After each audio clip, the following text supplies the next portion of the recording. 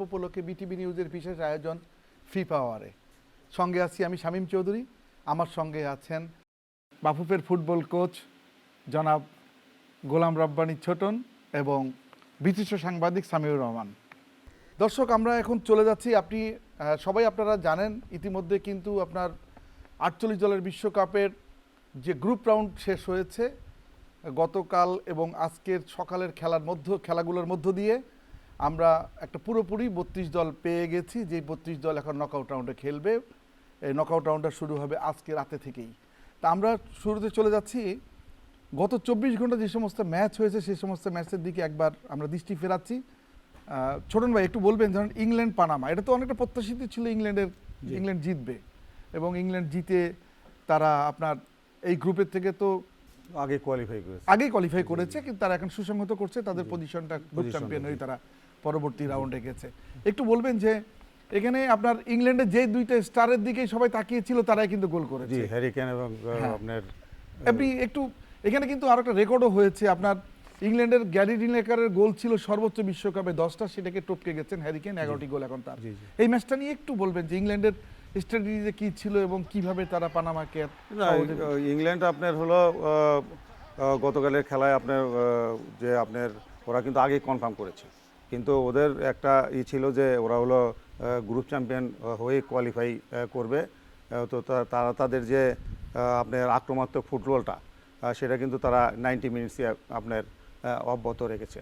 এবং হলো আপনার হ্যারি কেনের যে আপনার কুশলী যে স্ট্রাইকিং পজিশনে তার যে স্কোর করার অ্যাবিলিটি, সেটা কিন্তু সে কালকেও আপনার অব্যাহত। এবং পানামা কিন্তু তাদের লাস্ট ম্যাচ ছিল, কিন্তু পানামা কিন্তু সমান তারেই ফুটবল খেলেছে এবং খেলাটাও অনেক কম্পিটিটিভ হয়েছে।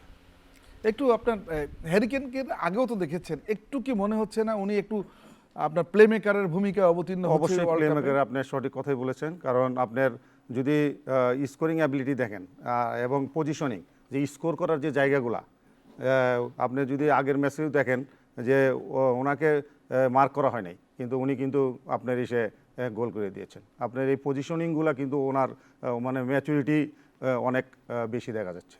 ইংল্যান্ডের জন্য কি পরবর্তী রাউন্ড অফ 32 একটু সহজ হয়ে গেল না? প্রতিপক্ষ তো তাদের কঙ্গো। না, এখানে এবার শামীম ভাই আসলে সহজ করে দেখার কিছু নেই, কারণ প্রত্যেকটা দলই কিন্তু খুব ভালো পারফরমেন্স করে আপনার 32-এ এসেছে। আপনি যদি কেপ ভার্দে দেখেন, কঙ্গো দেখেন, সবাই কিন্তু ভালো ফুটবল খেলেই এখানে এসেছে। আচ্ছা সামি, একটু বলবেন যে এই গ্রুপে তো আরেকটা ম্যাচ ছিল ক্রোয়েশিয়া ঘানার, এখানে কিন্তু ক্রোয়েশিয়ার জন্য খুব ডু অর ডাই ম্যাচ ছিল। ক্রোয়েশিয়ার প্রথম ম্যাচ হেরে যাওয়ার পরে কিন্তু তারা আপনার গ্রুপ রাউন্ডে এমন অবস্থা, রাউন্ড অফ 32-তে তাদের অনিশ্চিত হয়ে গেছিল। 2018 বিশ্বকাপে তারা যে চমক দেখিয়েছে সেটা দর্শক হয়তো ভুলেই যাচ্ছিল। শামীম ভাই, ক্রোয়েশিয়া টিমটা কিন্তু খুবই সলিড টিম এবং আমি যতটুকু খেলা দেখেছি, লুকা মডরিচ উনি এই বয়সেও এখনও যেভাবে খেলছেন এবং বেশিরভাগ ক্ষেত্রে কিন্তু ক্রোয়েশিয়া অ্যাটাকটা ইনিশিয়েট হয়েছে মডরিচের পাস থেকে। মডরিচই হচ্ছে খেলাটা কন্ট্রোল করছেন এবং ক্রোয়েশিয়ার যে স্কোরিং অ্যাবিলিটিগুলো খুব ভালো।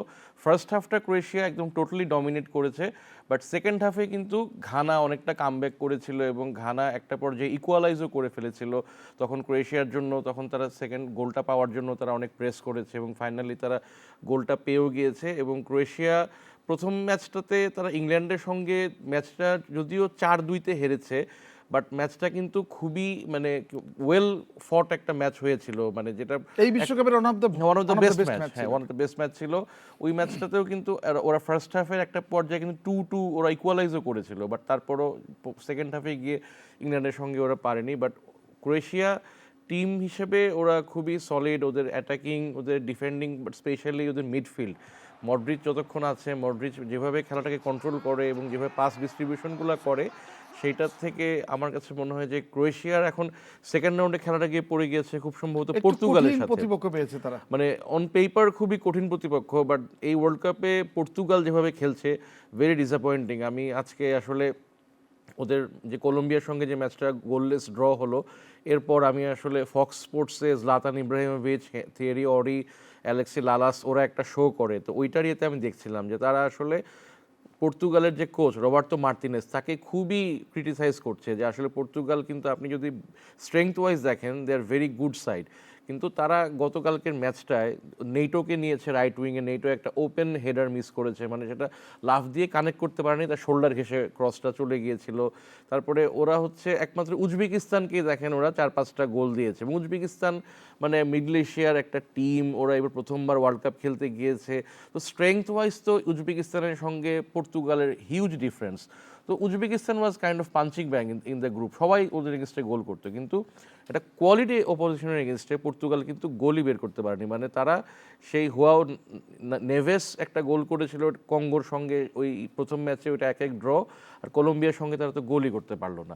কলম্বিয়া যদিও সাউথ আমেরিকান একটা টিম, বাট কলম্বিয়া খুবই ফিজিক্যাল ফুটবল খেলে। কলম্বিয়া আপনি দেখবেন যে কলম্বিয়া 2018-তে ব্রাজিলের সঙ্গে যে ম্যাচ, 14-তে ব্রাজিলের সঙ্গে যে ম্যাচটা নেইমার যে ইনজুর্ড হলো, কলম্বিয়া খুবই রাফ ট্যাকেল করে ফুটবল খেলে। কলম্বিয়া ওদের প্লেয়ারদের মধ্যে ধরেন অ্যাগ্রেশনটাও অনেক বেশি। সো আমার ঘানাও কিন্তু আফ্রিকান একটা টিম, ওরাও খুবই টাফ ফিজিক্যাল ফুটবল খেলে। আমার কাছে মনে হয় এই ম্যাচটায় আপনি অনেকগুলো কার্ড দেখতে পাবেন। কে গ্রুপের তো 2টা খেলা ছিল, কঙ্গো উজবেকিস্তানকে প্রত্যাশিতভাবেই কঙ্গো জিতেছে, কারণ উজবেকিস্তান থেকে কঙ্গো বেটার টিম হিসেবেই কিন্তু বিশ্বকাপে তাদেরকে প্রমাণ করেছে। আপনি একটু বলবেন, ধরেন এই জায়গাটা তারা কিন্তু কঙ্গো কিন্তু এখন খেলবে ইংল্যান্ডের সাথে, উজবেকিস্তানকে হারিয়েও। এশিয়ার যে টিমগুলো আপনার পার্টিসিপেট করেছে, উজবেকিস্তান আপনার আমার মনে হয়েছে যে একটু অন্য টিমগুলোর থেকে একটু তারা পিছিয়ে আছে। আর কঙ্গো তো আপনার হলো আফ্রিকার টিম, তারা সবসময় আপনার পাওয়ার ফুটবল খেলে থাকে। তো স্বভাবতই আপনার এখানে কঙ্গো আপনার খুব ভালো ফুটবল খেলেই তারা এই রাউন্ডে এসেছে। না মারুফ ভাই, একটু আপনি এবার তো নতুন যে 4টা টিম খেললো, 4টা টিম খেললো, তাদের তো আপনি সবারই কিছু না কিছু অর্জন আছে, কিন্তু সেই অর্জনের ক্ষেত্রে কিন্তু উজবেকিস্তানকে আমরা সেভাবে দেখতে পারি না, একটু কি মনে হলো যে আপনি মানে জাস্ট এই যে আমরা 48 দলের বিশ্বকাপ, যেটাকে বলে ফুটবল গ্লোবালাইজেশনটাকে আরো একটু বড় স্প্রেড করতেছে ফিফা, এই জায়গাটা উজবেকিস্তানের মতো প্রতিপক্ষ ও মানে প্রতিদ্বন্দ্বী আসাটা কিছুটা ফুটবলের একটু সৌন্দর্য হারিয়েছে এই বিশ্বকাপের। উজবেকিস্তানকে আমার মনে হয়েছে যে আপনার তারা অন্যান্য দলগুলোর থেকে, যেমন আমাদের এশিয়ার যদি আপনি ধরেন জাপান, কোরিয়া, অস্ট্রেলিয়া, ইরান, যেভাবে আপনার অন্য দলগুলোর সাথে ফাইট করেছে, সেখানে আমি মনে করি যে উজবেকিস্তান অনেকটাই পিছিয়ে ছিল। দর্শক, আমরা 2টো গ্রুপ নিয়ে আলোচনা করলাম, এল গ্রুপ এবং কে গ্রুপ নিয়ে। আমরা এখন বিরতিতে যাচ্ছি, বিরতির পর আবারও ফিরে আসবো।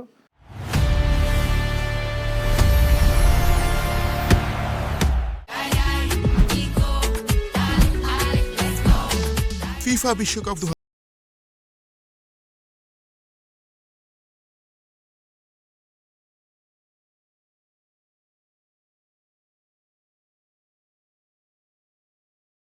মেক্সিকোতে।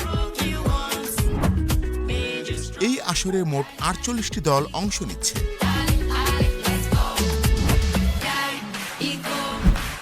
বিশ্বকাপের খেলা দেখতে চোখ রাখুন বিটিভির পর্দায়।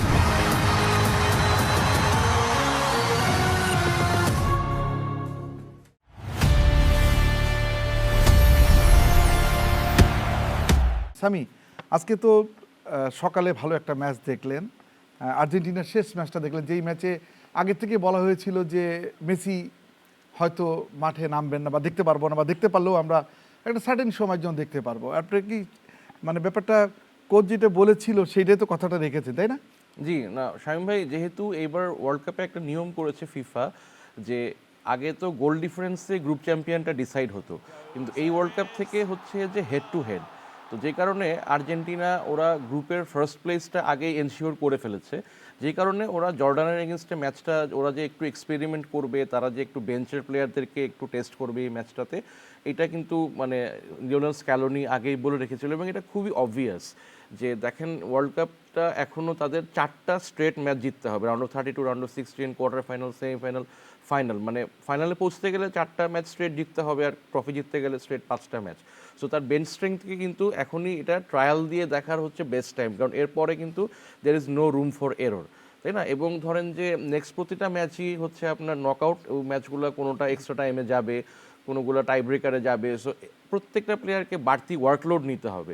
এটার জন্যই তারা আসলে যে এই সময়টায় ধরেন যে তারা বেঞ্চ স্ট্রেংথের প্লেয়ারদেরকে একটু টেস্ট করার সুযোগ পেয়েছে। যেমন আর্জেন্টিনা তারা রেগুলার যে মিডফিল্ড ফরমেশনটা নিয়ে খেলে, যে রড্রিগো, ডি পল ম্যাকালিস্টার, তারপরে হচ্ছে এনজো ফার্নান্দেজ, ওদেরকে কিন্তু কালকের ম্যাচে ওরা স্টার্টিং 11-এ রাখেনি। তারা জিওভানি লো সেলসোকে ট্রাই করেছে, হ্যাঁ, কিংবা ধরেন নিকোলাস ওতামেন্দিকে ট্রাই করেছে, তাগলিয়াফিকোকে ট্রাই করে, যারা হচ্ছে অন্যান্য ম্যাচে আপনি দেখবেন যে তারা অ্যাকচুয়ালি সাবস্টিটিউট হিসেবে নামে। ম্যাচের লেটার পার্টগুলোতে অন্য প্লেয়ারদেরকে একটু রিলিফ দেওয়ার জন্য ওদেরকে যখন কোচ তুলে নেয় তখন নামে। তো বাট স্কালোনি এই জায়গাটাতে এসে সে তার বেঞ্চ স্ট্রেংথটাকে ট্রাই করেছে। তো সেই জায়গাটাতে আমি বলবো যে আর্জেন্টিনা প্রথম 2টা ম্যাচে তারা যে ট্যাকটিক্সটা অবলম্বন করছিল, যেটাকে ফিফা টেকনিক্যাল স্টাডি গ্রুপ বলছে যে আপনার কোঅর্ডিনেটেড কেওস, যে আপনি প্রথম 2টা ম্যাচ যদি দেখেন আর্জেন্টিনার কোচের ট্যাকটিক্সটাই থাকে হচ্ছে তাদের ফরওয়ার্ডদেরকে তারা অপোজিশনের ডি বক্সের কোনো একটা সাইডে ওদেরকে ওই জায়গায় ওদের অপোজিশনের ডিফেন্ডারদেরকে ওইখান থেকে বিজি রাখে, ওইখান থেকে তারা একটা বা দুইটা একটা বল বের করার চেষ্টা করে, যেটা মিডফিল্ডে একটা ফাঁকা স্পেস ক্রিয়েট হয়, সেই জায়গা থেকে মেসি উঠে যান এবং তাদের সবসময় অপরচুনিটি ক্রিয়েট করার চেষ্টা করে মেসির পায়ে বলটা দিয়ে, যে কারণে আর্জেন্টিনার এই ম্যাচের আগ পর্যন্ত 5টা গোলের 5টাই কিন্তু মেসির ছিল। ছোটন ভাই একটু বলবেন, ধরেন এই ম্যাচে আপনি ট্যাকটিক্যাল কি চেঞ্জটা দেখতে পাচ্ছেন? আমার কাছে মনে হয়েছে যে মেসি না থাকাতে তাদের যে আপনার অ্যাটাকিং থার্ডে যে স্বাচ্ছন্দ্যময় খেলাটা আজকে কিছুটা মনে হয়েছে যে আপনার অভাব আছে, কিন্তু মেসি নামার পরে তখন কিন্তু এই জিনিসটা আবার আপনার ফুটে উঠেছে যে অ্যাটাকিং থার্ডে যে কম্বিনেশন প্লে আর মেসি নির্ভর, মানে একটা অনেকে এটা প্রত্যাশাই করতে পারে না যে আসলে কী হবে। তো এমন একটা পাস খেলবে আর মেসি নির্ভর খেলবে, সেইটাই হলো স্কলোনির হলো একটা আলাদা আলাদা ট্যাকটিক।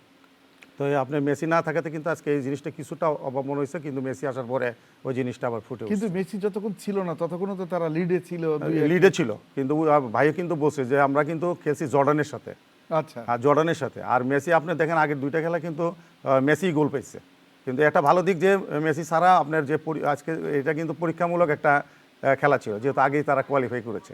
তো পরীক্ষামূলক যে অন্য প্লেয়াররাই গোল পেয়েছে, লিডে ছিল, কিন্তু আপনার মেসি ছাড়া যে একটা কিছুটা অভাব পরিলক্ষিত হয়েছে। একটু কি মেসির মধ্যে আরেকটা, এই যে আগের 2 ম্যাচের থেকে একটু মেসির মধ্যে একটু চেঞ্জ দেখতে পাচ্ছেন কিনা? খেলায় ফিরে আসছে তখন পুরো টিমই উজ্জীবিত হয়ে গেছে এবং আপনি অ্যাটাকিং থার্ডও কিন্তু তাদের আপনার আরও আক্রমণ আরও অনেকটাই বৃদ্ধি পেয়েছে। সামি, মেসিকে নিয়ে তো আলোচনা হলো, মেসিকে নিয়ে আলোচনা হতেই থাকবে। একটু বলবেন, মেসি কিন্তু তার রেকর্ডটা বাড়িয়ে নিচ্ছে। আমরা 7টা ওয়ার্ল্ড কাপ অ্যাপিয়ারেন্সে গোল, 7টা ম্যাচে, হ্যাঁ, 7টা ম্যাচে একটু বলবেন একটু, মানে এই মেসিকে আসলে আমরা আরো কি প্রত্যাশা করি মেসির কাছে? শামীম ভাই, মেসির খেলা world cup to world cup কিন্তু চেঞ্জ হয়, এবং এইটাই আমার কাছে সবচেয়ে অবাক লাগে যে সে তার বয়স এবং তার টিমের যে ট্যাকটিক্স, এই ট্যাকটিক্সের সঙ্গে সে তার খেলার ধরনটাকে অ্যাডপ্ট করে নেয়। ধরেন আমরা আর্লি 2000-এর ওই সময়টায় বার্সেলোনাতে মেসিকে যেভাবে দেখতাম, যে সে ধরেন বল পায়ে রাখতে খুব বেশি পছন্দ করতো, সবসময় সে ড্রিবলটা বেশি করতো, অপোজিশনের ডি বক্সের ভিতরে গিয়ে 1-2জন মানে ডিফেন্ডারকে কাটিয়ে বলটা নিজে গিয়ে ফিনিশ করতে চাইতো। এই ওয়ার্ল্ড কাপে দেখেন ও কিন্তু লং রেঞ্জ শুটিং ট্রাই করতেছে বেশি। ও কিন্তু একমাত্র অস্ট্রিয়ার সঙ্গে সেকেন্ড যে গোলটা, এই গোলটাতে সে ক্লোজ বক্সের ভিতরে 1-2জনকে কাটায় ওই জায়গা থেকে যে গোলটা করছে সেইটা খুবই ক্লোজ মানে পজিশন থেকে গোল ছিল। বাট অন্য সবগুলা গোলই দেখবেন যে সে একটু লং রেঞ্জ শুটিংয়ে ট্রাই করে, হ্যাঁ, কারণ এখন সে বুঝতে পারছে যে তার এখন এই বয়সে এখন তার ড্রিবলিংটা হয়তো স্কিলটা আছে, বাট পেসটা আগের জায়গায় কমে গেছে, কিংবা এখন একটা অপোজিশনের একটা হার্ড ট্যাকেল তার বডি ওইভাবে রেসপন্ড করতে পারবে না। সো এই কারণে দেখবেন যে সে একটু লং রেঞ্জ শুটিংটা ট্রাই করতেছে বেশি। এই ওয়ার্ল্ড কাপে কিন্তু লং রেঞ্জ শুটিংয়েও গোল ভালো হচ্ছে, যে আমি কমেন্ট্রির সময় শুনতেছিলাম যে আপনার এটা কি আপনার বলের কারণে? অনেকে তো বলের কারণে না, বলটা খুব ওই জাবুলানি বলটা যে 2010-এর ওয়ার্ল্ড কাপে, ওইটাতে গোলকিপাররা একটু বিভ্রান্ত হচ্ছিল, বাট এইটাতে বলের কারণে না। এবার প্লেয়ারদেরই আপনার ধরেন যে তারা যেহেতু এখন ট্যাকটিক্যাল ফুটবল অনেক বেশি, জোনাল মার্কিং থাকে, প্লেয়ারদেরকে ধরেন যে পায়ে বেশিক্ষণ বল রাখতে কোচরাই বলে যে বল বেশিক্ষণ পায়ে রাখলে পজিশন লস হয়ে যাবে, দ্রুত মানে গোলের জন্য ট্রাই করার জন্য। দ্যাটস ওয়াই দেখবেন যে এখন লং রেঞ্জ শুটিংয়ের জন্য প্লেয়ারদের অনেক, ওরা প্র্যাকটিসও করে, এটা বেশি টেন্ডেন্সিও থাকে বেশি, বাট এবং মেসির যে প্রেসিশন, এই কারণে দেখেন যে মেসি গোলও পায় বেশি। ছোটন ভাই, একটু ফ্রি কিক 2টাকে নিয়ে বলবেন। একটা ছেলে এই আর্জেন্টিনার হয়ে খেলতে নামলো, আপনার না, মেসির অভাব আসলে মেসি যে নাই, আর মেসি যখন আসলো, যখন ফ্রি কিক পেল, মেসি কিন্তু মারলো এবং গোল করলো, কিন্তু মেসির আপনার যে অভাব ও কিন্তু পুরোটাই পূরণ করেছে এবং খুবই ভালো একটা আপনার ফ্রি কিক আপনি করেছে। মেসি নিজেও তো ফ্রি কিকে গোল করে। মেসি নিজেও আপনার ফ্রি কিক আপনার একই রকম মেসির ফ্রি কিকটা একটু কি মনে হয় না যে ট্র্যাপ করেছে পুরোটা? অবশ্যই সবাই ধারণা করছে যে অবশ্যই প্ল্যানিংটাই আপনার এরকম ছিল যে আপনার অপোনেন্টকে ধোঁকা দেওয়ার যে প্ল্যানিংটা ছিল ওটা কিন্তু পুরোপুরি কার্যকরী হয়েছে। আচ্ছা একটু বলেন সামি, যে এই যে আপনি লে চলসোর কথা বললেন, আপনি তো আমরা জানি যে উনি কিন্তু ইউরোপিয়ান লিগে ভালো, লা লিগে খেলেন, তাই না? কিন্তু আপনি প্রথম 2টা ম্যাচে ওনাকে চান্সই দেওয়া হলো না, ইভেন সাবস্টিটিউশন হিসেবেও মাঠে যে নামানো যে সমস্ত প্লেয়ার হয়েছে তাদের মধ্যে উনি ছিলেন না না। শামীম ভাই, এইটাই আসলে স্কালোনির প্ল্যান, যে লেসলসোকে এর আগেও কিন্তু 2022-এর ওয়ার্ল্ড কাপেও কিন্তু তারা আসলে মেসির সাবস্টিটিউট হিসেবেই রাখে। যে মেসি যদি ধরেন এই যে ওয়ার্ল্ড কাপের কোনো একটা পর্যায়ে যদি এসে ইনজুর্ড হয়, কোচকে তো টিমটাকে তার শেষ পর্যন্ত ক্যারি করতে হবে। সো মেসি যদি ইনজুর্ড হয় বা মেসিকে তুলে নিতে হয়, মেসির জায়গাতে আসলে লেসলসো খেলবে, কারণ তার যে ফরমেশন, এই ফরমেশনে মেসি এবং লেসলসোকে তারা একসাথে অ্যাকোমোডেট করতে পারে না। এখন বিরতিতে যেতে হচ্ছে, বিরতির পর আবার ফিরে আসছি, সে পথ অপেক্ষা থাকুন।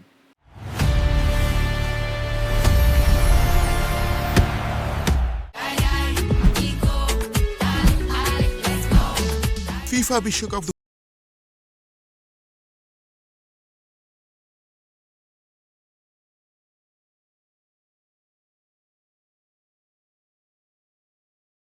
যুক্তরাষ্ট্র, কানাডা ও মেক্সিকোতে।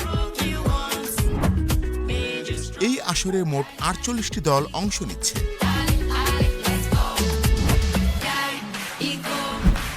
বিশ্বকাপের খেলা দেখতে চোখ রাখুন বিটিভির পর্দায়।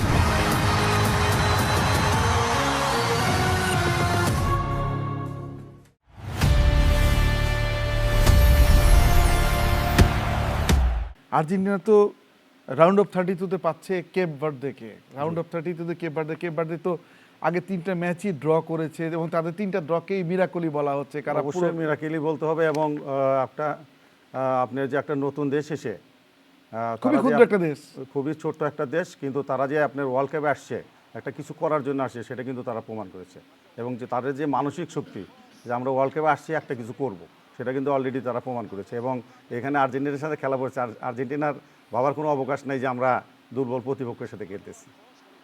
আপনিও কি তাই মনে করেন স্বামী, যে আর্জেন্টিনা একটু এখন থেকেই তাদের আর ফ্যানদেরও একটু টেন্স বেড়ে গেছে?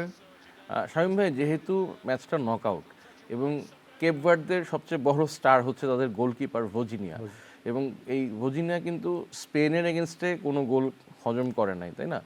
So he kept a clean sheet.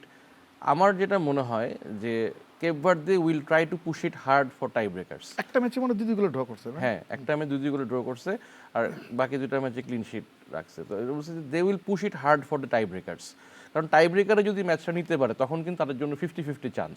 তার আগ পর্যন্ত কিন্তু ধরেন যে আর্জেন্টিনার সুপিরিয়রিটি সব কিছুতেই ডমিনেট করবে। সো আমার মনে হয় যে তারা ওই 2000 সালের গ্রিসের যে ট্যাকটিকটা ছিল, যে তারা একটা লো ব্লক মেনটেন করবে, হ্যাঁ, হয়তো নিজেরা কোনো অ্যাটাক ইনিশিয়েট করবে না, একটা লোন স্ট্রাইকার আপফ্রন্ট রাখবে, যে হয়তো কাউন্টার অ্যাটাকে একটা লুজ বল যদি ব্রেকে পায় তাহলে গোল করার চেষ্টা করবে, but they will try to, মানে ইউরোপিয়ান ফুটবলের ভাষায় এটাকে বলে পার্কিং দ্য বাস, যে একদম ধরেন 9 জন মিলে লো ব্লকের ডিফেন্স করা, এইটা হয়তো করে যাবে আর্জেন্টিনার সঙ্গে। এবং তারা হার্ডলি মানে চাইবে যে ম্যাচটা খুবই ট্রাই করবে যেন ম্যাচটা টাই ব্রেকারে নিয়ে যেতে পারে। জর্ডানের সঙ্গে কিন্তু অস্ট্রিয়া এবং আলজেরিয়ার ম্যাচ ছিল, আপনি তো কিছু কিছু অংশ দেখতেও পারছেন। এই ম্যাচে এমন একটা সময় ছিল যে আলজেরিয়া কিন্তু অস্ট্রেলিয়াকেই বিটেন করে দিচ্ছিল, তাই না? এগিয়ে ছিল, হ্যাঁ, অস্ট্রিয়াকে। এবং এই ম্যাচে ফার্স্ট হাফে খুবই কম্পিটিটিভ ম্যাচ হয়েছে, সেকেন্ড হাফে একটু ইন্টেন্সিটি কিছুটা আপনার দুই দলেরই আপনার আবার আমরা দেখলাম ইনজুরি টাইমেও কিন্তু আপনার এটা এক্সাইটমেন্টটা অনেক ছিল। ইনজুরি টাইমে কিন্তু তারা এখানে আপনার দুই টিমে গোল আরেকটা করেছে। মজার ব্যাপার যে এই খেলার উপর কিন্তু ইরানেরও আপনার ভাগ্য ভবিষ্যৎ ছিল। নির্ধারণী ছিল, তো সেটার উপরে অনেকেরই ফোকাস ছিল, কিন্তু ফাইনালি তো আপনার 3-3 গোলের ড্র হয়েছে। কিন্তু খেলার প্রথমার্ধের থেকে দ্বিতীয়ার্ধে আপনার ইন্টেন্সিটিটা অনেক রিডিউস হয়ে গেছে। আমাদের রাউন্ড অফ 32 শুরু হচ্ছে কিন্তু দক্ষিণ আফ্রিকা এবং কানাডার ম্যাচ দিয়ে। সেটা আমরা আজকের মধ্যরাত্রে আমরা একটার সময় লস অ্যাঞ্জেলেসে দেখতে পারবো। এই ম্যাচটা নিয়ে একটু যদি বলতেন, দক্ষিণ আফ্রিকা এবং কানাডা কাকে এগিয়ে রাখবেন আপনি? কানাডা কিন্তু বেটার সাইড, এবং কানাডা গত ওয়ার্ল্ড কাপও খেলেছিল, এবারও তারা হোস্ট হিসেবে খেলছে। তাদের যে আলফান্সো ডেভিস, তারপর জোনাথন ডেভিড, সে তো একটা প্লেয়ার হ্যাট্রিকও করেছে কয়েকদিন আগে। কানাডার কিন্তু গোল স্কোরিং এবিলিটি সাউথ আফ্রিকার চেয়ে অনেক বেটার। একটু বলবেন যে সাউথ আফ্রিকাতে মিরাকলি তো অনেকটা রাউন্ড অফ 32 চলে আসছে, যাদের স্টার্টটা ভালো ছিল না এবং তাদের খেলা কোনো রকম তেমন একটা চোখে কিন্তু পড়ে তারা না। হলো শামীম ভাই প্রত্যেক খেলায় তারা আপনার ম্যাচ বাই ম্যাচ কিন্তু তারা Improve করছে। ইমপ্রুভ করেছে। তা আপনি মানে কাকে এগিয়ে রাখবেন এই সাউথ আফ্রিকা এবং কানাডার মধ্যে? না, কানাডাও আপনার খুবই আপনার একটা ভালো টিম, শক্তিশালী দল। তাদের হলো আক্রমণাত্মক, তারা ফুটবল খেলে এবং তারা আপনার যে স্ট্রাইকার পজিশনে তাদের ভালো প্লেয়ার আছে। আমি কানাডাকেই এখানে এগিয়ে রাখবো। আগামীকাল দেখতে হবে আরেকটা ম্যাচ, এটা হচ্ছে ব্রাজিল জাপান। আমাদের বাংলাদেশের সমর্থকরা যেহেতু সবাই তাকিয়ে আছে এই ম্যাচটার দিকে, ব্রাজিলের সমর্থকদের তো নিশ্চয়ই অনেকটা ঘুমিয়ে হারামার দশা। একটু বলবেন যে এই ম্যাচে এই প্রেডিক্টরও তো অনেক ধরনের প্রেডিকশন করে, তা আপনার দৃষ্টিভঙ্গিতে এই ম্যাচে কাকে এগিয়ে রাখা যাবে? শামীম ভাই, আমি একটা জিনিস বলতে চাই যে ব্রাজিলের সাথে জাপানের কিন্তু খুব হিস্টোরিক একটা কানেকশন আছে। হ্যাঁ।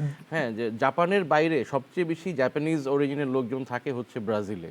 আবার জাপানের ফুটবল উন্নয়নে ব্রাজিলের একটা বড় ভূমিকা আছে। জিকোকে দিয়ে হ্যাঁ, শুরুটা জিকোকে করেছিল। যখন নিয়ে আসছিল, তারা জে লিগ যখন স্টার্ট করলো, তখন একটা সময় জাপানে হচ্ছে আপনার এইরকম মানে আমাদের যেরকম হামজা চৌধুরী মানে এক দেশে জন্ম অন্য দেশের পাসপোর্টে খেলেছেন এতে, এরকম মানে ব্রাজিলিয়ান বংশোদ্ভূত এক দুইজন জাপান টিমেও শুরুর দিকে কিন্তু ছিলেন। তো যেটা বলতে যাচ্ছি, জাপানের সাথে ব্রাজিল দেখবেন বেশ অনেকগুলো ম্যাচই খেলেছে, কিংবা জাপানের সাথে ব্রাজিল হচ্ছে প্রীতি ম্যাচও বেশ কয়েকটা খেলেছে। তো কিছুদিন আগে একটা ম্যাচে জাপান ব্রাজিলকে হারিয়েও দিয়েছিল, বাট সেই ম্যাচটাতে ব্রাজিলের কোচ অনেক বেশি কম্বিনেশন ট্রাই করেছে, অনেক প্লেয়ারকে অদল বদল করেছে। ন্যাচারালি ব্রাজিলের জাপানের এগেনস্টে সাইকোলজিক্যাল একটা অ্যাডভান্টেজ থাকে যে জাপানকে তারা ইজিলি হারাতে পারে। জাপানের সঙ্গে তাদের ধরেন যে ভালো রেশিও ভালো, স্পেশালি নেইমারের জাপানের এগেনস্টে খুব সম্ভবত 5টা গোল, একটা হ্যাট্রিকও বোধ হয়ে আছে।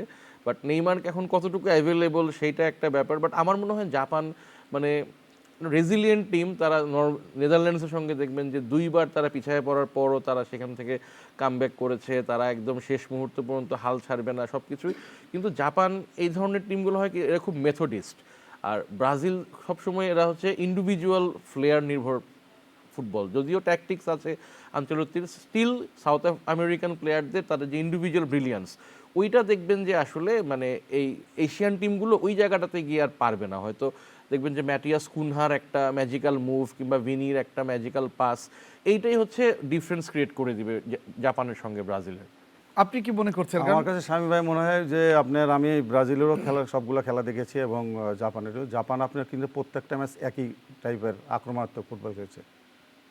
আপনি শামীম ভাই যেটা বললো, জাপান কিন্তু আপনার মানে 90 মিনিটস একই রিদমে আপনার মানে হাই ইন্টেন্সিটি ফুটবল আপনার খেলে থাকে এবং এই টুর্নামেন্টে তারা কিন্তু প্রত্যেকটা ম্যাচে একই রকম খেলেছে। আর ব্রাজিল আপনার প্রথমে আপনার শুরু করছে, খুব ভালোভাবে শুরু করেনি, কিন্তু ডে বাই ডে ইমপ্রুভ করেছে।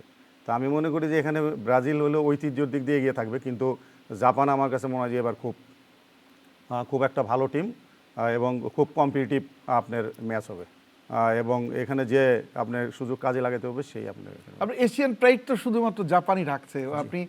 আমরা যতটা প্রত্যাশা করছিলাম দক্ষিণ কোরিয়ার দিকে, তারা হতাশ করেছে। আপনার ইভেন সৌদি আরব, কাতার, কেউই ভালো করতে পারে নাই। তাই জাপান যে প্রতি বছর প্রতিটা ওয়ার্ল্ড কাপেই জাপান সর্বশেষ ওয়ার্ল্ড কাপ যেগুলো প্রত্যেকটাতে ভালো করছে, কারণটা কি? কারণটা হলো আপনার তাদের ফুটবল কাঠামো, তাদের ফুটবল নিয়ে আপনার বিশেষ চিন্তা ভাবনা তাদের। আপনি দেখে থাকবেন যে অলরেডি কিন্তু একটা রিপোর্ট, ওইটা আপনি অলরেডি মনে হয় জেনেছেন যে ইউনিভার্সিটির ছেলেরা কিন্তু এখানে একটা টিম আসছে যে অ্যানালাইসিস করার জন্য। প্রত্যেকটা জিনিস তারা অ্যানালাইসিস করে আপনার টিমকে সাপোর্ট দিচ্ছে এবং টিমকে সহযোগিতা করছে। তো এই জিনিসগুলাই হলো আমার যে তত্ত্বভিত্তিক যে জিনিসগুলো এখন এগিয়ে যাচ্ছে জাপান। আমি মনে করি যে এশিয়ার মধ্যে তারা খুব এটা বেশি ইমপ্লিমেন্ট করছে। সামি, নেইমারকে তো আমরা আগের ম্যাচে দেখেছি, প্রথম 2 ম্যাচে আমরা সেভাবে দেখতে পাইনি, কারণ উনি সাইড লাইনে ছিলেন ইনজুরির কারণে। কাফ মাসলে যে ওনার ইনজুরি ছিল, এটার রিকভারির প্রসেসটা একটু স্লো ছিল, যার কারণে আসতে পারেনি। উনি লাস্ট ম্যাচে খেলেছে, কিছুক্ষণ খেলেছে। এখন নেইমারকে কি পরবর্তী ম্যাচে আপনি শুরু থেকে দেখতে চাচ্ছেন, মানে ফার্স্ট লাইন? জাপানের এগেইনস্টে নেইমারের যে পার্সোনাল যে স্ট্যাটিস্টিক্স, ওইটা হিসাব করলে আপনার নেইমারকে স্টার্টিং 11 থেকেই রাখা দরকার। বাট আমার কাছে যেটা মনে হয় যে আনচেলত্তি এই রিস্কটা নিবে না, মানে don't break until it's broken, একটা কথা আছে না।